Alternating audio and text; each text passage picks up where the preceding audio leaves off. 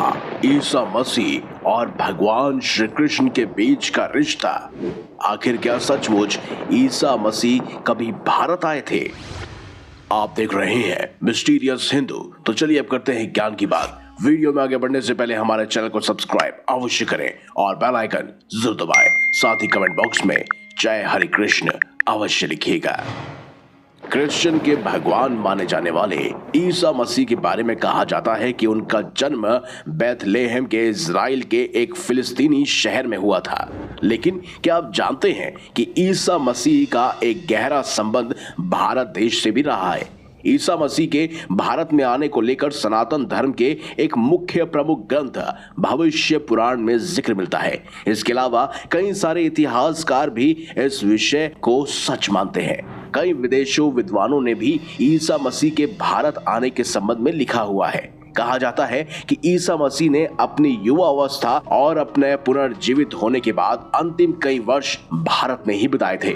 तो क्या सचमुच ईसा मसीह का भारत से संबंध है? चलिए इस विषय पर कुछ जरूरी उदाहरण और प्रमुख घटनाओं को देख लेते हैं। कहते हैं ईसा मसीह को सूली पर चढ़ाने से ठीक कुछ दिन पहले एक औरत ने उन पर जटा मसीह का इत्र फेंक दिया था। इस कथा का वर्णन लूका, मार्कुस और यूहन्ना के सुसमाचारों में मिलता है। आपको बता दें कि उस वक्त जटा मसीह इत्र सिर्फ और सिर्फ भारत में बनता था। ग्रीक और रोमन परंपराओं में भी मरने वाले शख्स की चिता पर सम्मान के साथ इसे डाला जाता था। गौरतलब है कि जटा मसीह का सीधा संबंध भारत से रहा है। सिर्फ यही नहीं, ईसाई धर्म में तुलसी के पौधे को पवित्र भी माना जाता है। दरअसल ग्रीक ऑर्थोडॉक्स चर्च का प्रभाव आज भी ग्रीस, बुल्गारिया, साइबेरिया आदि देशों में है। ग्रीक ऑर्थोडॉक्स चर्च की मान्यता के अनुसार तुलसी या होली बासिल एक पवित्र पौधा है। ग्रीक ऑर्थोडॉक्स चर्च की मान्यताओं के मुताबिक जब ईसा मसीह को सूली पर चढ़ाया गया तो उस क्रॉस के नीचे मरियम के आंसू और ईसा मसीह का खून गिरा था। जिस स्थान पर ईसा मसीह को सूली पर चढ़ाया गया था उस स्थान पर भी तुलसी के पौधे उगे थे। इसके अलावा यह भी माना जाता है कि जिस गुफा में यीशु को क्रॉस से उतार कर रखा गया था वहां पर भी तुलसी के पौधे का बगीचा था। जब किंग कॉन्स्टेंटिनोपल की माता हेलेना यरूशलेम की तीर्थ यात्रा पर आई थी तब उन्होंने उस पवित्र गुफा की खोज की थी जिसमें यीशु को रखा गया था। इसके साथ ही उस स्थान की खोज भी की थी जहां पर यीशु को क्रॉस पर लटकाया गया था। इन दोनों स्थानों की पहचान होली बासिल यानी कि तुलसी के बगीचे से की गई है। आज की ग्रीक ऑर्थोडॉक्स चर्च में तुलसी के पौधों से ही होली वाटर बनाया जाता है। होली बासिल या फिर तुलसी के पौधे से ही क्रॉस पर लगाने के लिए सुगंधित तेल भी बनाया जाता है। एक मान्यता के मुताबिक तुलसी के पौधे से ही ईसा की चिकित्सा की गई थी और वो फिर से स्वस्थ होकर ईस्टर के दिन प्रकट हुए थे। यूहन्ना के सुसमाचारों के मुताबिक गुफा में ही यीशु ने मरियम को दर्शन दिए थे और इसी के अनुसार मरियम मदर मैरी नहीं बल्कि ईसा की करीबी मैरी मदलिनी थी। ईसा मसीह का एक रिश्ता भगवान श्री कृष्ण से भी जुड़ जाता है। कहा जाता है कि त्रिदेवों की संकल्पना में जिस तरह ब्रह्मा, विष्णु और महेश है उसी तरह होली ट्रिनिटी की संकल्पना ईसाईयत में की गई है।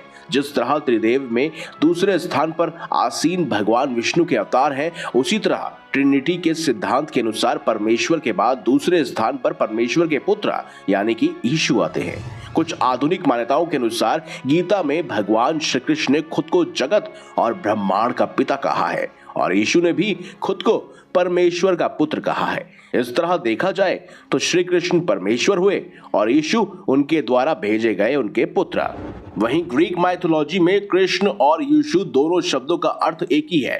कृष्ण का ग्रीक समानार्थी शब्द क्रिस्टो होता है। इसका अर्थ दिव्य होता है। क्रिस्टो शब्द से ही क्राइस्ट निकला है। इसका अर्थ वही होता है जो कृष्ण का होता है।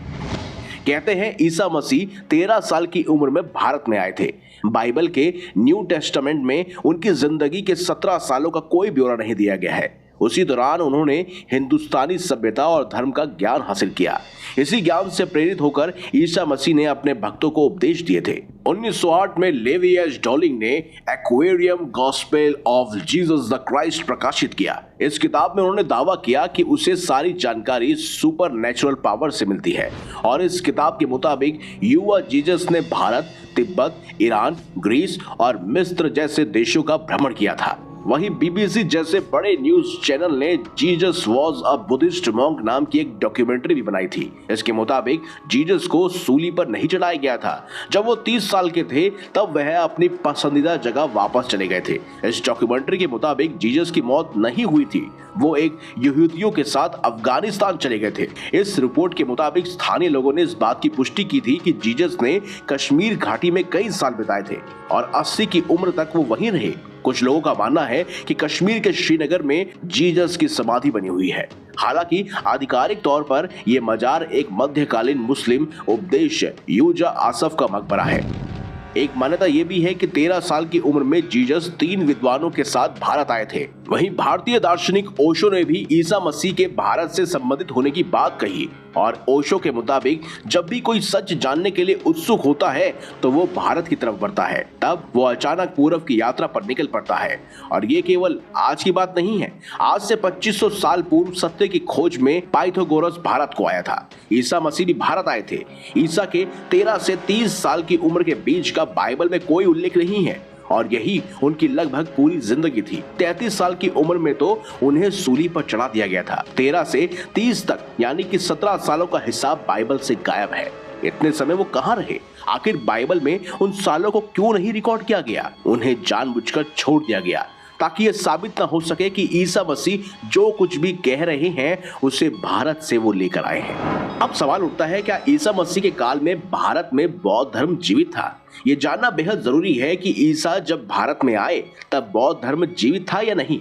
हालांकि उस वक्त बुद्ध की मृत्यु हो चुकी थी। गौतम बुद्ध के 500 साल बाद जीसस यहाँ आए थे, लेकिन इस काल तक बौद्ध धर्म एक विराट आंदोलन का रूप ले चुका था। माना जाता है कि अपने अंतिम वक्त में जीसस की मृत्यु भी भारत में ही हुई थी और ईसाई रिकॉर्ड्स इस तथ्य को नजरअंदाज करते हैं। 1992 में आई किताब जीसस द मैन में कहा गया कि जीसस सूली पर चढ़ाए जाने के बाद भी जिंदा बच गए थे और फिर उन्होंने मैरी मैडलेन से शादी भी की थी। फिफ्थ गॉस्पेल नाम की एक किताब में भी इस दावे का समर्थन किया गया है और ईसा मसीह 13 से 39 साल तक भारत में भ्रमण करते रहे। 19वीं और 20वीं शताब्दी में कई थ्योरी सामने आई जिसमें दावा किया गया कि जीसस 17 साल तक भारत के दौरे पर रहे। ऐसे में कहना गलत नहीं होगा कि ईसा मसीह का भारत से एक गहरा नाता था। फिर चाहे सनातन धर्म में पूजनीय तुलसी पौधे की बात हो या फिर भगवान श्री कृष्ण और बौद्ध धर्म की बात की जाए, कहीं ना कहीं इन सब का मेल आपस में जुड़ा हुआ है। और इसी के साथ मैं गर्व से भी कह सकता हूँ कि क्रिश्चियनिटी स्वयं सनातन धर्म से ही निकली है। आपका इस विषय में क्या मानना है? कमेंट बॉक्स में मुझे अवश्य। तो दोस्तों, ये थी आज की वीडियो। हज़रत ईसा अलैहिस्सलाम के बारे में ये वीडियो थी। अगर हज़रत ईसा अलैहिस्सलाम एक अल्लाह को मानते हैं और उन्होंने यही पैगाम दिया तौहीद का, तो अगर हिंदुस्तान में वो आए या हिंदू कहते हैं कि ये क्रिश्चियनिटी जो है वो सनातन धर्म से निकली, तो सनातन धर्म में एक अल्लाह को क्यों नहीं पूजा जाता? अगर यहाँ से निकलती तो वहाँ फिर बुत बनते जाके। अगर यहाँ से सारा ज्ञान हज़रत ईसा अलैहिस्सलाम लेते, फॉर एग्ज़ाम्पल एक एग्ज़ाम्पल दे रहा हूँ, तो तब हज़रत ईसा वहाँ पे भी जाके बुतों की परस्तिश का लोगों को बताते। लेकिन हज़रत ईसा ने एक अल्लाह तौहीद का पैगाम दिया पूरी कायनात में, पूरी दुनिया को। और जो भी पैगंबर को जो भी इल्म होता है वो अल्लाह ताला की तरफ से होता है, अल्लाह ताला की वही की तरफ से होता है। और रही बात कि हज़रत ईसा अलैहिस्सलाम 30 साल के बाद जब उनको सूली पर चढ़ाया गया तो तब वो ज़िंदा रहे या नहीं? जी हाँ, बिल्कुल ज़िंदा रहे। कुरान में अल्लाह ताला ने वाज़े बताया है, जिसका मफ़हूम ये है कि हमने हज़रत ईसा अलैहिस्सलाम को आसमान पर उठा लिया। वो दुनिया में नहीं रहे बल्कि आसमान पर अल्लाह ताला ने अपने पास उठा लिया।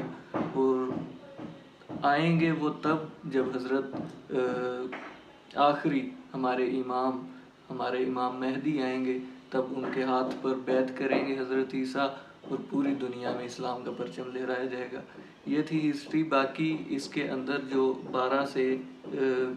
12 साल की उम्र के बाद का जो भी अरसा 30 साल तक है, वो अल्लाह ताला जानता है कि अल्लाह ताला ने किस तरह अपने नबी को, पैगंबर को ट्रेन करना होता है, किस तरह उन्हें अपनी वही के ज़रिए उनका जो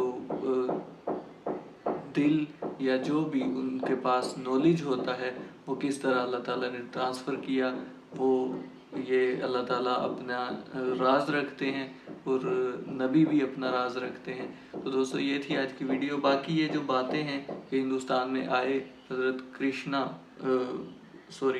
कृष्णा जो हिंदुस्तान में हिंदुओं के भगवान थे, उनसे कोई लिंक है, तो इसकी कोई ऑथेंटिक नई बात मिलती कि वाकई इनका लिंक उनसे था। तो अगर होगा भी तो हज़रत ईसा अलैहिस्सलाम यहाँ पे तौहीद का प्रचार और लोगों को पैगाम देने के लिए हो सकता है कि आए हों, क्योंकि वो पूरी दुनिया के उस टाइम पे पैगंबर थे, पूरी दुनिया में उन्होंने पैगाम पहुँचाना था। तो हो सकता है कि वो यहाँ भी आए हों, तो इसमें कोई बड़ी बात नहीं है। तो दोस्तों ये थी आज की वीडियो, मिलते हैं नेक्स्ट वीडियो में, तब तक के लिए अल्लाह हाफिज़।